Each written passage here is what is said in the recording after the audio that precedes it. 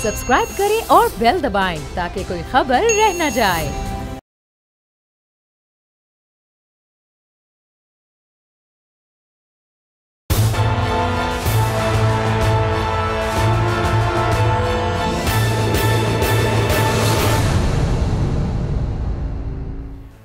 अस्सलाम वालेकुम दोस्तों, साथियों, मैं हूं समी इब्राहिम और आप देख रहे हैं प्रोग्राम तज्ज़िया।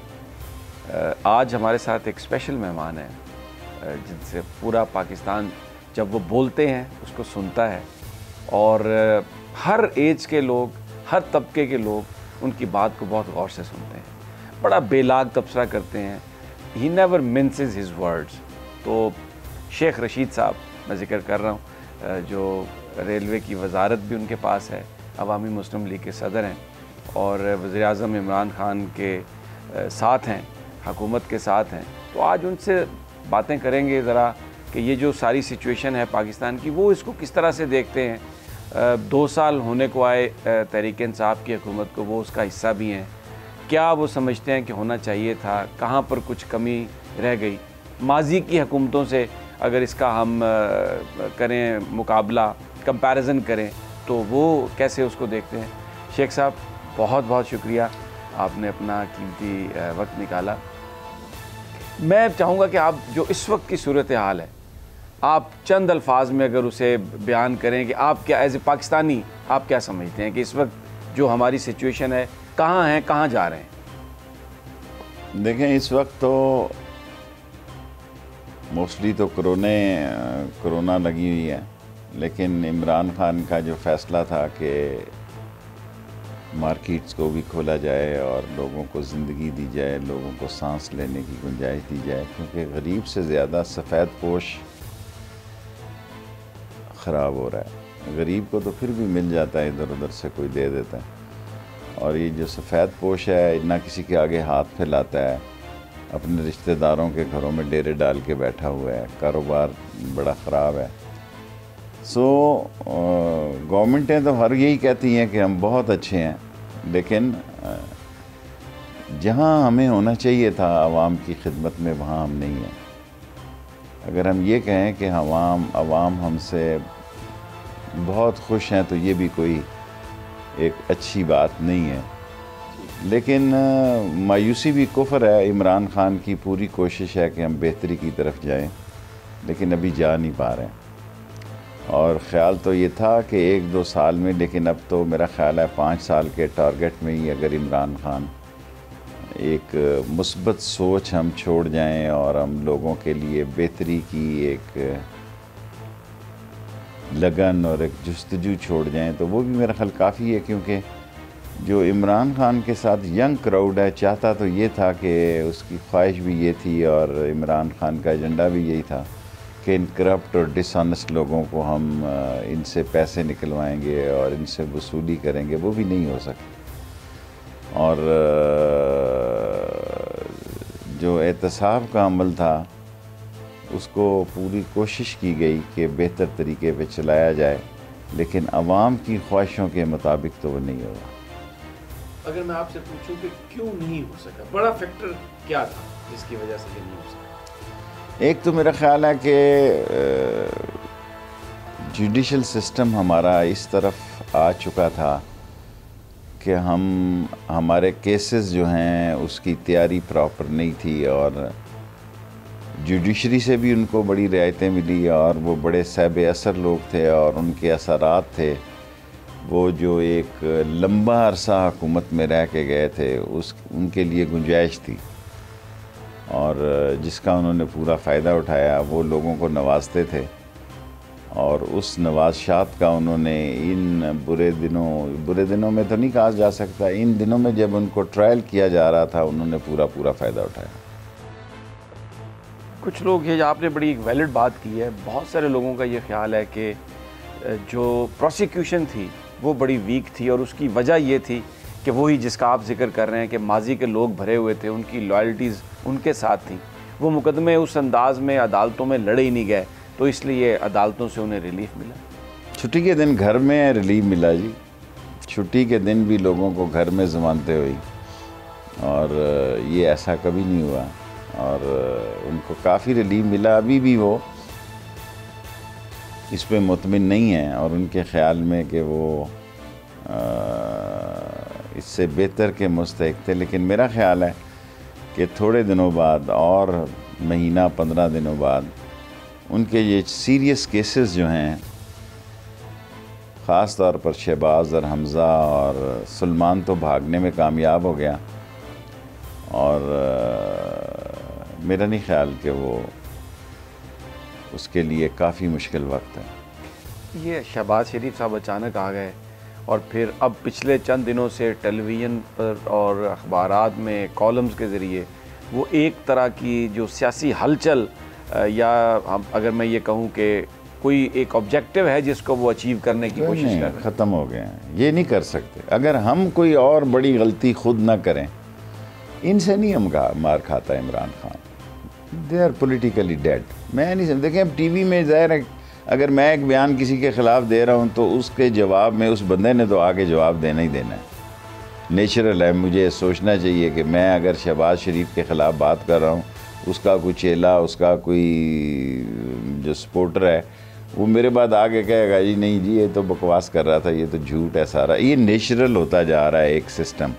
बट फैक्ट ये है कि इमरान खान की कोई अपोजिशन नहीं है, ना पीपल्स पार्टी ना नून लीग, और सब एक ख़ास एजेंडे पे हैं, सब राब्ते में, जहाँ राब्ता होना चाहिए ये राब्ते में। अच्छा, तो ये अभी जैसे ये कमीशन की रिपोर्ट आ गई है, अब रिकमेंडेशंस आने वाली हैं, तो प्राइम मिनिस्टर को पूरा इसका अदराक है कि इसकी पॉलिटिकल एक प्राइस भी हो सकती है, अलाइज भी हैं उसमें।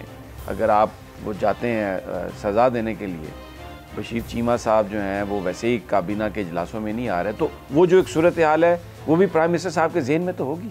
आपसे कभी कोई बात? कल ही उन्होंने कहा कि हमें पंजाब में धमकी थी कि पंजाब में हमारे लिए मसले पैदा हो सकते हैं। कल उन्होंने इस कैबिनेट मीटिंग में ख़ुद कहा, तो ये बड़ी बात है उनकी ये कहना। लेकिन चौधरी बड़े समझदार लोग हैं और चौधरीज़ फूंक फूंक के कदम रखेंगे। ये नहीं कि ऑल ऑफ सडन बग़ैर छतरी के वो धूप में नहीं निकलेंगे। शहबाज शरीफ मुसलसल ये दावा कर रहे हैं कि जी ताल्लुकात बहुत ठीक हो गए हमारे। ताल्लुकात तो सियासतदान के ठीक ही होते हैं। देखें अब क्या ताल्लुकात बुरे थे इनके आसिफ जरदारी के और नवाज शरीफ के A1 थे, लेकिन सियासतदान की दोस्ती और दुश्मनी की कोई आदमी गारंटी नहीं दे सकता। जरदारी साहब वाकई बीमार हैं या मसलतन बिल्कुल खामोश हो गए? अगर वो बोलेगा भी तो क्या बोलेगा? फॉर एग्ज़ाम्पल ही बीमार ही समझो, अगर नहीं भी है तो वो बीमार है, क्योंकि उनके पास कोई ऑप्शन नहीं है सवाए इस मुल्क में मीडिया खेलने के और एक fill in the blank TV में करने की। कोई उनकी सियासत नहीं। उनकी सियासत थोड़ी बहुत जो है वो मुराद अली शाह कर रहा है, और ये ना कल वो मुराद अली शाह से भी अपसेट हो जाएं कि वो ज़्यादा कर रहा है। सियासत तो बड़ी बेरहम है ना, किसी को एक हद से ज़्यादा नहीं देख सकती कि वो आगे जाए। जहांगीर तरीन का जो मामला है तहरीक इंसाफ में, उसका कोई प्राइम मिनिस्टर से कोई कोशिशें लोग कर रहे होंगे कि कोई रिकन्सिलिएशन हो जाए, कुछ मामला दब जाए? मेरा ख्याल है कल के बाद तो ख़त्म हो गया ना। एक बंदे का इम्पैक्ट ही होता है, वो तो उसका ख़त्म हो गया। लेकिन मेरे साथ आप जो करें, और मैं इतना अच्छा तो नहीं हूँ कि मैं दूसरा चेहरा भी आपके सामने कर दूं कि इधर भी तमाचा मार कर, उसको सियासी तमाचा तो लग गया ना। That is end as a political worker, that is end with Imran Khan. सबसे बड़ा चैलेंज अगर मैं आपसे पूछूं आने वाले दिनों में इस हुकूमत के लिए क्या होगा? सबसे आप क्या समझते हैं? इकॉनमी अगर हम ना ठीक कर सके तो सबसे बड़ा चैलेंज ही इकॉनमी है और अनएम्प्लॉयमेंट है। बड़े बड़े पढ़े लिखे बच्चे 10-10 और 8-8 हज़ार रुपये पे महीने पे और 15-15 हज़ार रुपये पे नौकरी के मुतलाशी हैं, और घर में चूल्हा नहीं जल रहा लोगों का। और इसमें ज़्यादातर जो है ना जी, कोई डेंटर पेंटर वेल्डर का मसला नहीं है, वो ठीक है बिल्कुल। ये जो कंसेप्ट पाया जाता है ना, गरीब में मोची धोबी नाई डेंटर पेंटर वेल्डर मैकेनिक इसको ना समझें। जिसके पास हुनर है वो भूखा नहीं मर रहा है जी। ये जो BA पास है ना, वो भूखा मर रहा है। Middle class, lower middle class, जो FA BA पास है, जिसके पास टुश लगाने का इल्म है, जो कुंडा डंडा ठीक कर सकता है, वो नहीं भूखा। जो क्रांति चला सकता है, जो माली भी हो सकता है, वो नहीं भूखा मर रहा जी इस मुल्क में। मर रहा है वो जो FA पास हो गया और घर में बैठा हुआ है। तो ये कोरोना ने तो इतना बर्बाद कर दिया है, तो इकॉनमी इतनी जल्दी तो पूरी दुनिया की ठीक नहीं होने वाली, तो हमारे यहाँ भी तो उसका इम्पैक्ट तो रहेगा। हमारे यहाँ और दुनिया में देखें ना, अगर अमेरिका में 3 करोड़ लोग बेरोज़गार हो गए, हमारे यहाँ घर में एक ही बंदा कमाता है जी, सारे तो कमाते नहीं हैं। भाई दुबई गया हुआ है, बस वो जो दुबई से वापस आ रहा है वो खौफनाक है, जो सऊदीया से वापस आ रहा है वो खौफनाक है। बाकी तो यहाँ हट्टे कट्टे खा रहे हैं, बस एक बंदा कमा रहा है, पान की थूक पीप रहे हैं और कह रहे हैं भाई मेरा होता है ना उधर दुबई, उसको ये नहीं है कि भाई मैंने भी कुछ करना है। शेख साहब, आप बहुत सारी हुकूमतों का हिस्सा रहे हैं और बड़ी अहम वजारतों में। इस हुकूमत और पिछली हुकूमतों में आपको फ़र्क क्या नज़र आया? एक तो वो पिछली हुकूमतों में मैं मोस्टली इंफॉर्मेशन मिनिस्टर रहा, वो इजी ले रही थी इंफॉर्मेशन को। इमरान खान सीरियस लेता है, ये एक बहुत बड़ा फ़र्क है। और मैं उनको कहता भी हूँ कि आप इतना टीवी मत देखा करो। टेलीफोन पे भी, ये जो टेलीफोन आ गया ना, ये मुसीबत खाना ही है। ये जिसके पास नहीं है वो सुखी है, जिसके पास ये स्मार्ट टेलीफोन है ना, मुसीबत की जड़ है, समझ लें। और वो बड़ा सेंसिटिव है मीडिया के बारे में। इससे पहले सरबराह इतने सेंसिटिव नहीं होते थे। इवन मुशर्रफ मुझे कहता था यार, जब मेरे लोग कहते थे ये ऐसे ऐसे, वो कहता था यार 6 में से इसके 3 फायर तो लग ही जाते हैं ना, तो अगर इसके 3 फायर लग जाते हैं तो ये कोई प्रॉमिस तो नहीं है ना, ये तो पॉलिटिकल एनालिसिस करता है। तो 6 में से 3 फायर लग गए हैं तो ठीक है, लेकिन इधर 6 में से 6 फायर लगने की वाला बंदा चाहिए, वो मंडी में नायाब है। और किसी मिनिस्ट्री की भी अहलियत या नाअहलियत का सवाल जो है वो इन्फॉर्मेशन के गले पड़ गया आज के दौर में। केस एहतसाब का है, आना इन्फॉर्मेशन ने, केस करप्शन का है, आना इन्फॉर्मेशन ने, केस जनाब अली पकड़ा गया है कि जनाब अली फोरेंसिक रिपोर्ट में आ गया है, आना information. So information is almost very sensitive and very important and very difficult ministry। लेकिन ना तायर चला गया, तायर खां हमारे दोस्त थे, बेग चला गया, दुरानी चला गया, उधर से फुआद चला गया, फरदोस चली गई, और 6, 7, 8 बंदे 2 सालों में। काबू में जो इन्फॉर्मेशन नहीं आ रही, जैसे इमरान खान समझते हैं कि मामला ठीक होने चाहिए थे, क्या मीडिया की जो हॉस्टिलिटी है वो आप क्या समझते हैं कि परफॉर्मेंस की वजह से है, या अब मीडिया परसेप्शन बनाने के लिए इस्तेमाल हो रहा है? इंटरेस्ट ओरिएंटेड चीज़ें जो हैं वो हमें ज़्यादा नज़र आती हैं। आपका ज़ाती ख्याल जितनी क्या? सारी चीज़ें आपने कही हैं सब कुछ आएगी, यानी हर किस्म का मीडिया मार्केट में है, हर किस्म की मिर्च मसाला अवेलेबल है। और ख़ास इन दिन कोरोना के दिनों में तो लोगों के पास काम ही नहीं टीवी देखने के अलावा। जो हसास लोग हैं वो घरों से ही नहीं निकले, जिनके छोटे मोटे बच्चे हैं, दामाद हैं, उन्होंने अपने इनके बुज़ुर्गों की तरफ भेज दिए। तो देखो ना, माशरा भी तो बड़ा सेल्फिश है ना। हमारे महलों में तो चीकम चाकी पड़ी हुई है,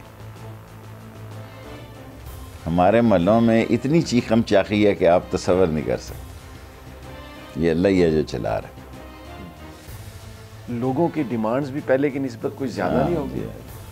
लोग आप हमेशा से इलेक्शन लड़ते हैं, लेकिन अब लोग तवक्को जो है वो कुछ ज़्यादा नहीं करते।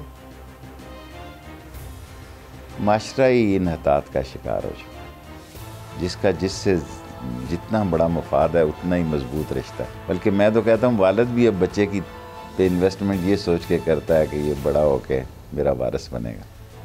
अगर उसको ये शक हो जाए कि ये बड़ा होके मेरा वारिस नहीं बनता, वो आग कर देता। अपोजिशन का ये बयानिया था कि जी वोट को इज़्ज़त दो, हमारी विक्टिमाइजेशन है, इमरान खान इंतकाम ले रहा है।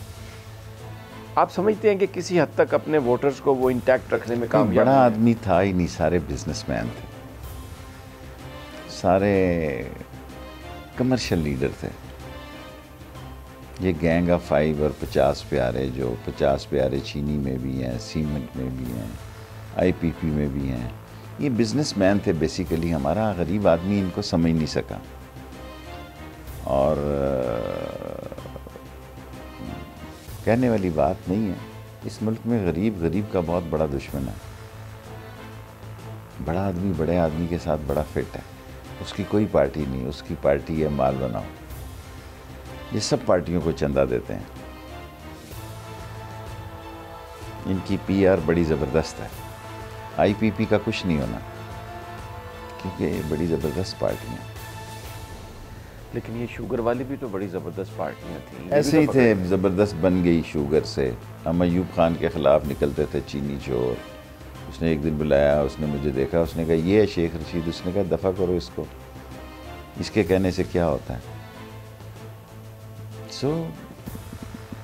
ये वो लोग हैं जो हमारे ही बैंक अकाउंटों से, इन्होंने हमारे ही बैंकों से फैक्ट्रियाँ लगाई, हमारे ही बैंकों से कर्ज़े लिए, हमारे ही बैंकों से कर्ज़े माफ़ कराए, फिर जूतियाँ भी हमें ही मारी, हमारे ही ज़ख़ीरा अंदोज़ी की, हमारा ही खून चूसा। और ये बड़े हैं, बड़े साईं हैं। ये बड़ा सूबा है पंजाब और वज़ीर आला को इत्मीनान हासिल है प्राइम मिनिस्टर साहब का। बहुत लोगों ने, मीडिया ने कोशिशें की, लेकिन प्राइम मिनिस्टर ने पहले दिन से कहा कि बुज़दार ही रहेंगे। आप देखते हैं अभी ये कंटिन्यू करेगा स्टेटस को, या कुछ आगे जाके आप देखते हैं एज ए पॉलिटिकल वर्कर कि कुछ तब्दीलियाँ नागुज़ीर होंगी? देखें, 2 साल हमारे गुजर गए हैं, 1 साल हमने हमारे पास और है डिलीवर करने के लिए। चौथे साल में इलेक्शन शुरू हो जाता है। ये जो कैंडिडेट होते हैं जनाजे शनाजे पढ़ने शुरू कर देते हैं और आना जाना शुरू कर देते हैं और ख़बरगिरी रखते हैं। सो बेसिकली किसी गवर्नमेंट के 3 साल होते हैं। मैं तो पहले दिन से हामी हूँ कि 4 साल बाद इलेक्शन हो जानी चाहिए, ताकि आदमी को एक पहाड़ ना नज़र आए। इक़्तिदार में टाइम बहुत जल्दी पास होता है, अपोजिशन में नहीं कटता, दिन ही नहीं ख़त्म होता अपोजिशन में। अपनी ख़बर को 2 दफ़ा पढ़ता है। इक़्तिदार में उसे नहीं पता होता कि क्या हो रहा है और क्या नहीं हो रहा। सो हमारे पास 1 साल है जिसमें हमने डिलीवर भी करना है और लोगों को मुतमिन भी करना है। और उसके बाद अगर कुछ आखिरी दिनों में हो भी, आप देखें कितनी गलियां सड़कें आखिरी इलेक्शन के टाइम में लोग बनाते हैं, उसका वोट नहीं मिलता। रातों रात सड़कें बन जाती हैं, क्योंकि एक इमेज लोगों के जहन में पड़ जाता है कि नहीं यार मज़ा नहीं आया। और एक हवा का नाम है इलेक्शन भी, वो बन जाए तो बन गया, बिगड़ जाए तो बिगड़ जाए। तो अभी तक जो तहरीक इंसाफ की परफॉर्मेंस है वो परसेप्शन या वो हवा तो क्रिएट नहीं कर सकी। लेकिन कोई नफ़रत भी नहीं है अभी इतनी। दूसरी तरफ कोई ऐसा माहौल नहीं है। ये कहना कि लोग हमसे खुश नहीं हैं, इस हद तक तो आप कह सकते हैं। ये कहना कि लोग हमसे नफ़रत करना शुरू हो गए हैं, ये गलत है। या इसका ये मतलब भी नहीं है कि वो जो पहले थे वो बहुत अच्छे थे, क्योंकि आप देख रहे हैं कि अपोजिशन, वो तो जो अपोजिशन है ज़ातियात की बुनियाद सारी इस टीवी कैमरे में है जी जो कुछ हो रहा है। बाहर सड़क पे कुछ नहीं हो रहा। किसी 100 बंदे ने जाके गोश्त वाले की दुकान पे प्रोटेस्ट नहीं किया कि गोश्त महंगा हो रहा है, या करियाने वाले के बाहर जाके कहा नहीं घी महंगा हो गया है, या चीनी वाले के बाहर जाके। जो कुछ हो रहा है शाम को इस कैमरे में हो रहा है। ये जो इस वक्त जो सूरत हाल है उसकी वजह से बल्दियाती इलेक्शन भी पोस्टपोन हुए।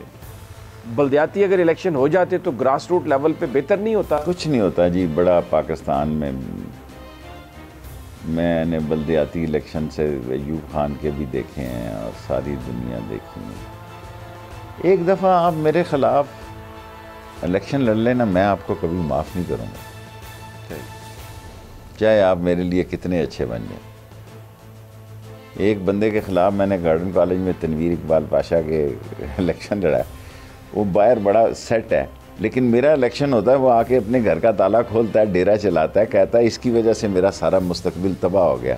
अगर मैं सेक्रेटरी जनरल गार्डन कॉलेज का बन जाता तो आज शेख रशीद तो कहीं ना होता, मैं ही होता।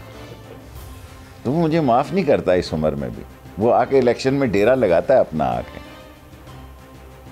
तो एक दफ़ा जो मुखालिफ हो जाए बस वो मुखालिफ बस बड़े लोगों की नहीं मैं कहता, आम जो ग्राउंड में है वो इतनी जल्दी दोस्ती और दुश्मनियाँ नहीं बदलते।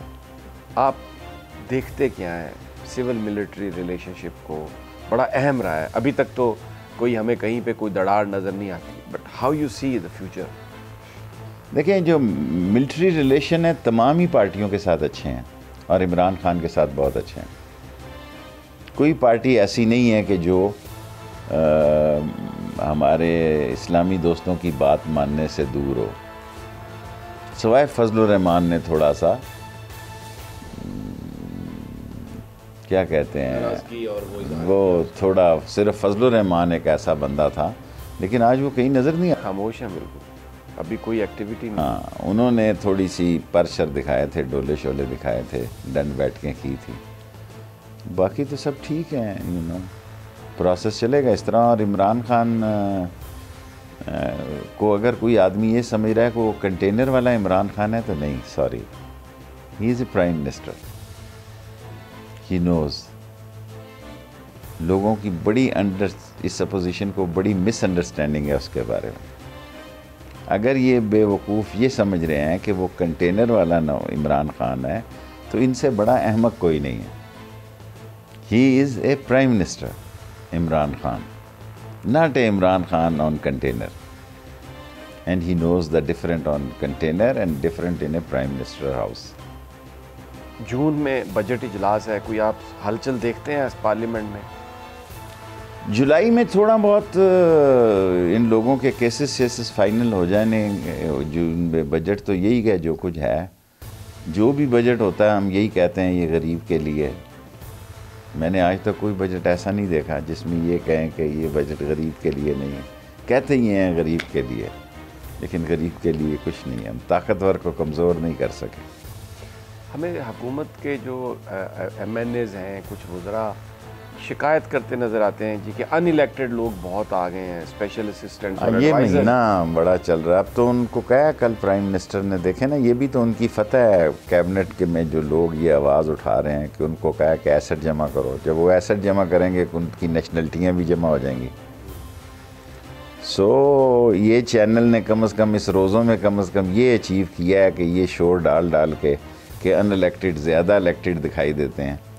तो मेरा ख्याल है ये बात जो है वो इस पहुंची है, कैबिनेट में पहुंची नहीं, बल्कि फ़ैसला इस पे सादर हुआ है कि ये भी अमीन असलम ने कहा जी कि मैं अपने एसेट देना चाहता हूँ, तो फिर उन्होंने कहा सारे दें। अच्छा, तो एसेट्स आएंगे तो नेशनलिटी भी आएगी। उसमें तो जो बहुत सारे एडवाइज़र का जो होता है, जो मिनिस्टर का होता है, शायद वहाँ पे तो जो डुअल नेशनलिटी वाले हैं वो तो सुप्रीम कोर्ट का एक फ़ैसला है कि नहीं रह सकते। मालूम नहीं है जुल्फ़ी बुखारी के केस में क्या फ़ैसला हुआ, मुझे नहीं पता। एक वो गया था केस में, लेकिन उसको he is continuing as a minister. वो ऐसे स्पेशल जो होता है मामले ख़ुसूसी, हाँ, उसमें था एक फ़ैसला। बिल्कुल ठीक कह रहे हैं। यहाँ पर नाज़रीन एक हम छोटा सा वक्फ़ा लेते हैं और जब वापस आते हैं तो शेख साहब ने एक बात कही थी जिसने बहुत उसको अपोजिशन ने उसको बड़ा हवा बना के इस्तेमाल किया था। शेख साहब ने कहा था कि ईद के बाद नैब टार्जन बनने जा रहा है। तो शेख साहब से पूछेंगे कि क्या वाकई टार्जन बनेगा या किस तरह का टार्जन होगा, लेकिन एक छोटे से वक्फे के बाद।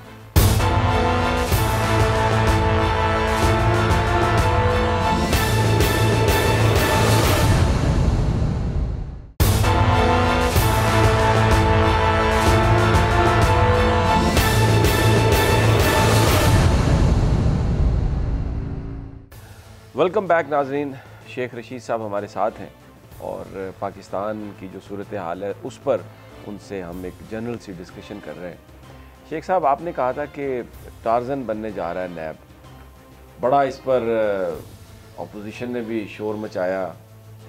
बनेगा टार्जन, किस तरह का टार्जन होगा, मुराद क्या थी आपकी? देखें, कोई 9-10 साल हो गए मुझे झूठ नहीं, मैं अनफिट होता जा रहा हूँ पॉलिटिक्स में। लोगों के लिहाज से मैं फ़िट हूँ, टीवी के लिहाज से, बिकॉज लोगों को यकीन है मैं सच बोलता हूँ। लेकिन जब ये मिलते हैं गवर्नमेंट से तो किस लिए मिलते हैं? ये गवर्नमेंट इनसे मिलती है तो क्यों मिलती है? टीवी पे आके तो माँ बहन एक दूसरे की एक करते हैं, right?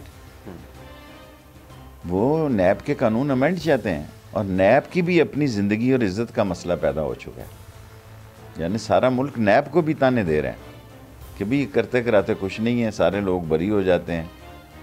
So in my opinion के दोनों तरफ टार्जन, एक लात टार्जन की कराची में होगी, एक की इस्लामाबाद में होगी टार्जन की लात। So this is my political. लोग कहते हैं जी इसको कौन बताता है। अगर कुछ वज़ीरों की इंक्वायरी शुरू हो गई है तो ये तो नहीं है कि मेरी वजह से हुई है या कोई, मैं तो इससे बड़े नाम भी देख रहा हूँ। अच्छा, देखे ना, बड़े पुराने केसेस हैं लोगों के। और माफ़ी के साथ मैं तो अमेंडमेंट की हिमायत नहीं करूँगा जी। वैसे ये सीरियसली अमेंडमेंट की कोशिश हो रही है नैब के कवानीन? देखें, जो बात मंडी में आती है ना जी, उसकी कुछ ना कुछ बेस होती है। हर अफवाह के पीछे भी कोई ना कोई मिर्च मसाला ज़रूर है। लेकिन फाइनल जो उसका होगा इख्तियार, वो तो प्राइम मिनिस्टर को होगा। अल्लाह आपका भला करे बच्चे जी, आप वो नहीं करेगा, अभी तो नहीं करेगा। हाँ, कोई NFC अवार्ड शवार्ड तय हो जाए, कोई मसले तय हो जाए, अभी नहीं करेगा वो। 18th अमेंडमेंट पर भी बड़ी बात हो रही है, बड़ा अपोजिशन हर बात पे कहती है कि जी ये इसको करने की, पीपल्स पार्टी खास तौर पे, नून लीग भी। जब मैं कहता था आप लोगों से कि कमर सईद बाजवा को ये सारे वोट देंगे तो आप लोग मेरा मजाक उड़ाते थे, कहते थे ये समझता है कि हर बात ही। मुझे इनका पता है, इनकी सरिश्त पता है। ये सारे GHQ के गेट नंबर 4 की पैदावार है।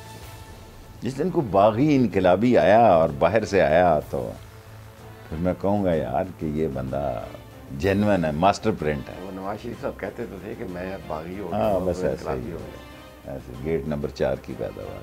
बल्कि वो तो नर्सरी पौधा ही उनका था। तो वो तो लगा ही GHQ के गमले में था। उसने तो कभी ज़िंदगी में जो थोड़ी बहुत तकरीर सिखाई वो मैंने सिखाई उन्हें। वो मुझे ही लेके साथ जाया करते थे क्योंकि उनसे तकरीर नहीं होती थी। बाद में हर आदमी उस्ताद हो जाता है, शागिर्द ने एक दिन उस्ताद तो बनता ना जी।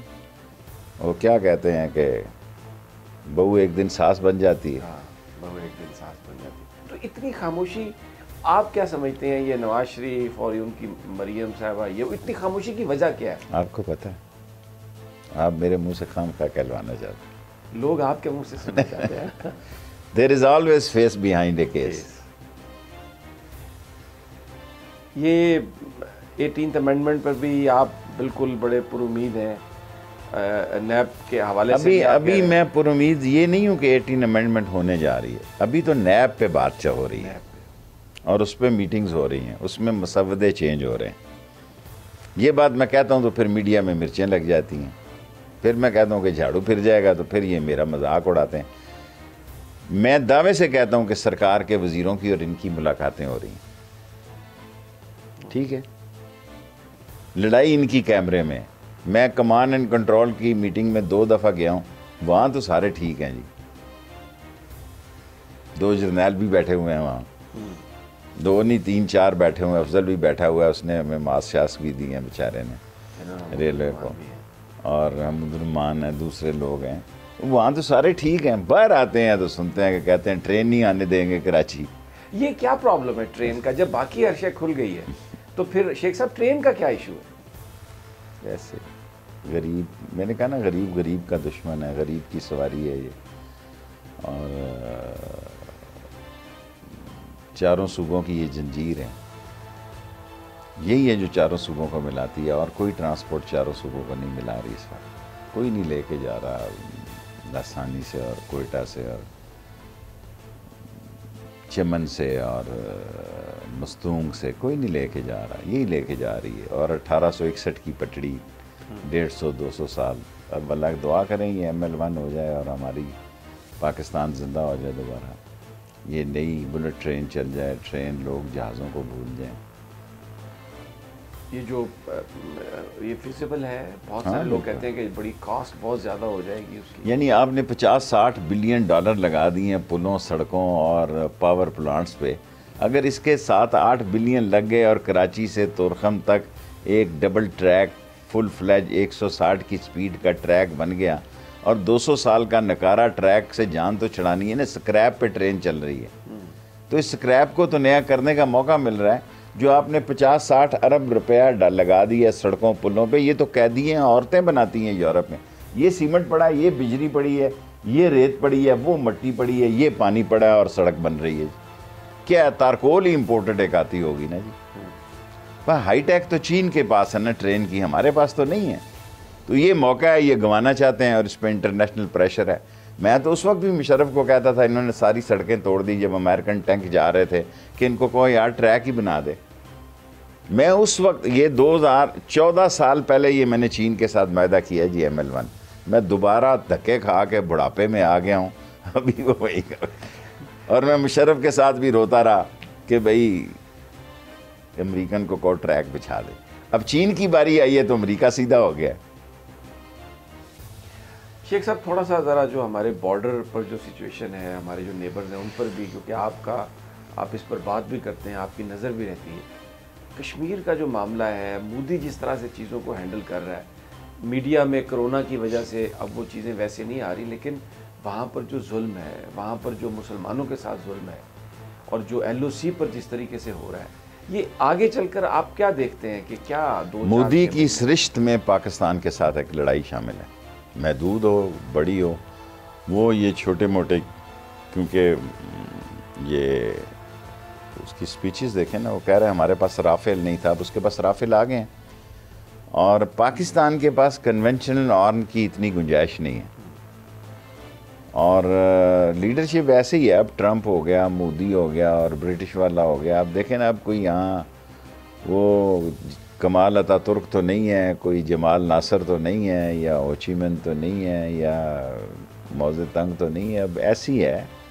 सो एक लड़ाई हो सकती है कश्मीर के बॉर्डर पर, और ज़रूरी नहीं सिर्फ कश्मीर, क्योंकि अब यूपी और CP भी कश्मीर बनते जा रहे हैं। मुसलमान 22 करोड़ 24 करोड़ वो पाकिस्तान की तरफ देख रहा है, और अगर कोई यूपी और CP से तहरीक उठी तो वो कश्मीर से ज़्यादा ख़तरनाक होगी, क्योंकि वो उसके हार्ट में है। कश्मीर अलग है एक, और कश्मीर में उन्होंने अपनी बहुत सारी फ़ौजेस को शामिल किया हुआ है। और अगर कोई इंटरनेशनल दहशत गर्दी की ऑर्गेनाइजेशन इंडिया में चली गई तो ये भी पाकिस्तान पे एक इल्ज़ाम लग जाएगा, खामखा राह चलते इल्ज़ाम लग जाएगा, क्योंकि आजकल मुसलमान का दर्द रख रहे हैं। दुनिया में ऐसी ऑर्गेनाइजेशन हैं जहां मुसलमानों के साथ जुल्म हो तो वो वहां उनकी मदद को पहुंचती हैं। वैसे जो दुनिया है, जो इमरान खान की गवर्नमेंट ने और इस वक्त जो पाकिस्तान की फ़ौजी क़यादत है, इन्होंने जो तालिबान को अमेरिका के साथ बिठा के एक एग्रीमेंट कराया है, हमारी जो क्रेडिबिलिटी है दुनिया की नज़र में, वो कुछ इम्प्रूव हुई है? देखिए, हमने बेहतर तौर पे डील किया है, और असल मसला ये है कि क्या अफ़गानिस्तान इस सारे मसले से एक बेहतर तौर पे निकलता है।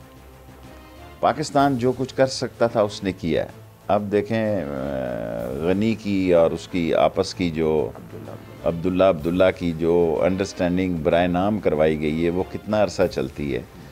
और अफ़गानिस्तान में सिर्फ अब तालिबान या अलकायदा के गिरोह ही नहीं, वहाँ दाइश भी आ गई हुई है। और ये सारी सूरत हाल जो है वो कोई इतनी पुरुमीद तो नहीं है, लेकिन तालिबान ने बहुत अच्छी, इस वक्त अगर उनके कैदी वगैरह रहा हो जाते हैं तो इस वक्त इंडिया को जो सबसे ज़्यादा तकलीफ़ की बात है कि तालिबान से उसके तल्लुकात नहीं हैं, तालिबान से पाकिस्तान के तल्लुकात हैं। सो वो कोशिश करेगा कि वहाँ भी अपनी कोई थोड़ी बहुत दस्तरस पैदा करे, जो होती दिखाई नहीं देती। लेकिन अफ़गानिस्तान जो है वो पाकिस्तान ने एक बड़ा कलीदी रोल अदा किया है, और इस वक्त पाकिस्तान के इमरान खान के मिस्टर शी से भी इतने ही अच्छे तल्लुकात हैं जितने ट्रंप से हैं। लेकिन अगर शी और ट्रंप का मसला पैदा हो गया फिर पाकिस्तान के लिए मसला पैदा हो जाएगा।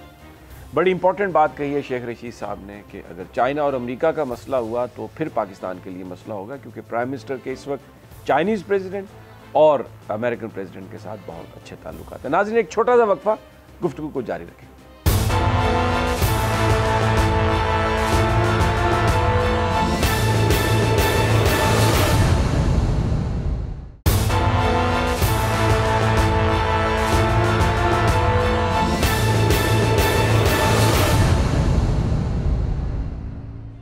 वेलकम बैक नाज़रीन, शेख रशीद साहब हमारे साथ हैं और पाकिस्तान की सियासत पर उनसे गुफ्तगू हो रही है। शेख साहब, आपने जब हम गुफ्तगू कर रहे थे तो कहा कि प्राइम मिनिस्टर ने कैबिनेट में ये कहा है कि पंजाब से थ्रेट था। किस तरह का थ्रेट हो सकता है वो? कौन, आपकी सोच में कौन लोग हो सकते हैं? चीनी माफिया ये थ्रेट पैदा कर सकता है।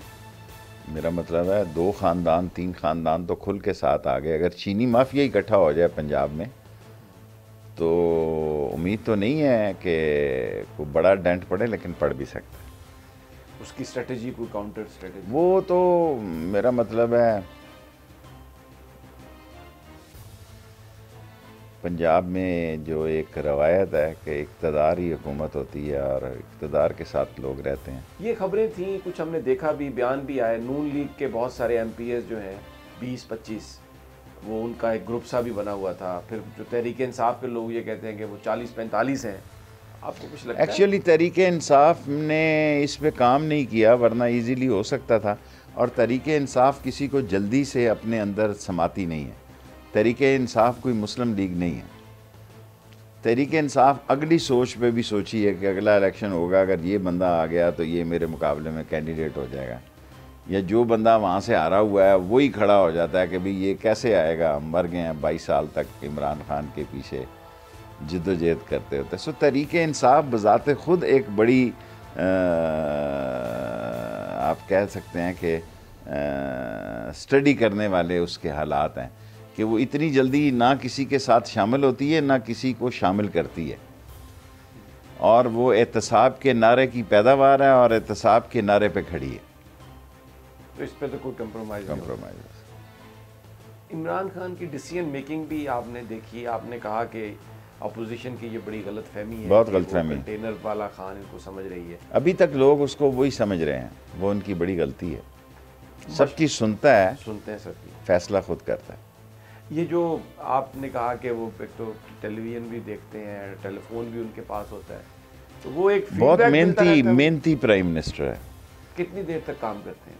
मुझे काम का अंदाज़ा नहीं है, लेकिन मैं ज़ाहिर है हज़ारों लोग उसको टेक्स्ट करते होंगे मेरे समेत, और अगर मेरा इम्पॉर्टेंट टेक्स्ट हो तो जिस तरह मुझे जवाब आ जाता है लोगों को भी आता होगा। और बड़े बड़े दानश्वर भी इस मुल्क में होते हैं जो हमें ही रोज़ 2-3 मशवरे देते हैं, तो प्राइम मिनिस्टर को देने वाले कितने होंगे। लेकिन ना कई राह चलते ऐसे बैठे होते हैं हमारे बावड़ा बाज़ार में, वो उसको पता है नंबर है शेख रशीद का, तो डग डग डग जनाब इस तरह नहीं तो इस तरह कर दो, इस तरह नहीं तो इस तरह कर दो। तो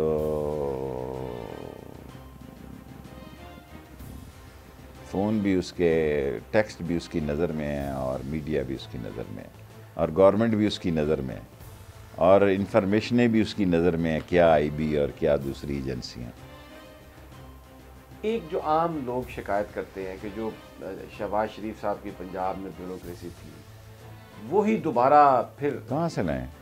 अब तहरीक इंसाफ के बंदों को तो नहीं अपॉइंट किया जा सकता, बंदे तो यही हैं जी। लेकिन और भी तो बहुत सारे ब्यूरोक्रेट्स हैं जो खुडे लाइन लगे हुए थे। कोई ऐसा खुडे लाइन लगा हुआ नहीं था जी, यही थे, इधर से उधर, उधर जो हम कर रहे हैं वही वो करता था। अब आपने कोई देखा कि पंजाब में या KPK में जो ट्रांसफ़र पोस्टिंग्स हैं उसमें MPs MNAs बहुत रोल प्ले कर रहे हैं, या माजी की निस्बत कम है? बहुत कम है, मेरे ख्याल में कम है। पंजाब में करते होंगे, हम पंजाब की सियासत नहीं करते, पुलिस की हम सियासत नहीं करते। मुझे आप कहेंगे CPO क्या होता है और DC कमिश्नर कौन, आई डोंट नो, सारी ज़िंदगी नहीं ये काम किया। लेकिन अगर चौधरी निसार से आप कहें तो वो सारी सियासत ही इन पे करता है। सो हम 2 पड़ोसी जो हैं, हमारी डिफरेंट सियासत थी कि हम क्योंकि वो मुझसे बड़ा खुश था, मैं कहा यार तू मेरे से क्यों राज़ी रहता, कहता तू तंग नहीं करता कि किसी अफसर को भी लगाना हो तो तू कहता लगा दे। अभी भी मुझे कहते हैं कि फलाना IG लगाने, मैं कह लगा दे। चौधरी निसार लंदन भी गए, वहाँ से भी होके आ गए, कुछ उनके दोस्तों साथियों ने कोशिशें भी बड़ी की। तो आप देखते हैं मुस्लिम लीग नून में या किसी और जमात में उनका कोई फ्यूचर?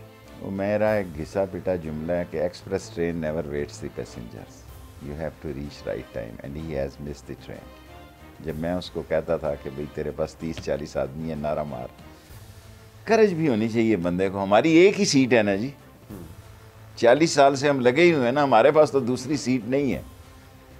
लेकिन जहाँ हम देखते हैं गलत है, हमने पनामा का केस लड़ा है, हमने लड़ा है 60-62 में, हमने उसको नाअहल करार दिया। खान साहब का तो केस अभी लगा हुआ है वहाँ पे, हमने उसको नाअहल करार दिया। 62-63 शेख रशीद का केस था।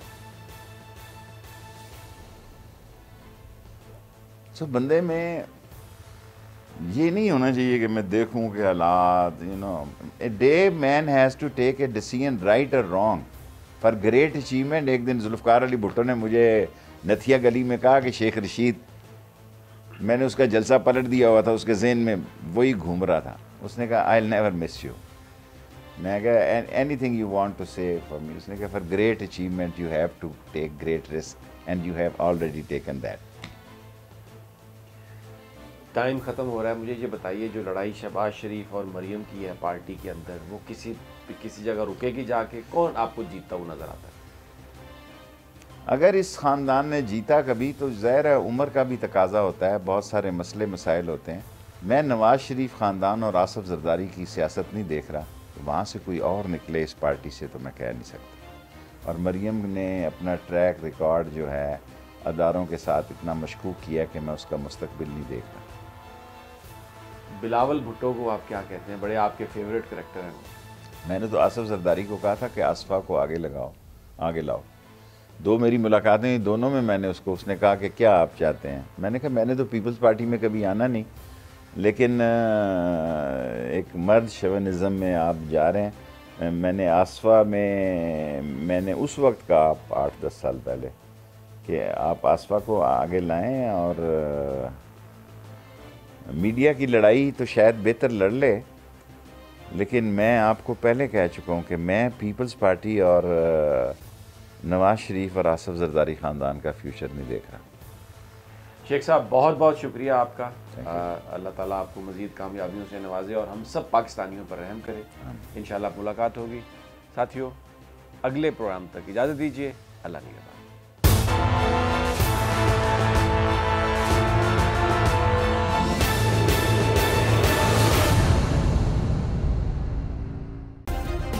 सब्सक्राइब करें और बेल दबाएं ताकि कोई खबर रह न जाए।